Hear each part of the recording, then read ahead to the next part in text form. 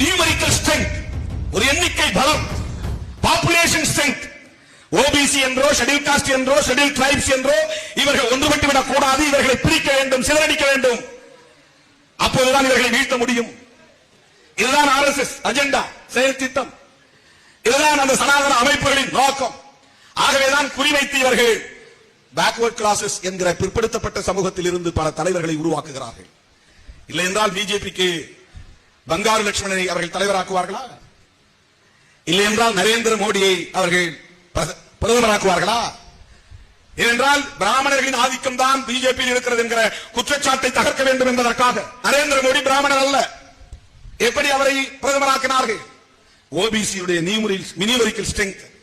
ஒரு பெரும் படம் இருக்கிறது. ஓபிசி மாநில அளவிலே எழுச்சி பெற்று வருகிறார்கள். ஒருபுறம் நிதிஷ்குமார் வருகிறார், இன்னொரு புறம் முலாயம் சிங் வருகிறார், இன்னொரு புறம் கல்யாண் சிங் வருகிறார், இன்னொரு புறம் ஆந்திராவிலே சந்திரபாபு நாயுடு வருகிறார், அங்கே சந்திரசேகர ராவ் வருகிறார், தமிழ்நாட்டிலே கலைஞர், இப்படி சொல்லிக் கொண்டே போகலாம். கேரளாவிலே இன்றைக்கு பினராயி விஜயன் வந்ததை போல பல பேர் பிற்படுத்தப்பட்ட சமூகத்தை சார்ந்தவர்கள். இவர்கள் எல்லாம் தேசிய கட்சிக்கான வாக்கு வங்கிகளை ஆங்காங்கே மாநில வாரியாக பிரித்து தம்மையப்படுத்திக் கொள்கிறார்கள்.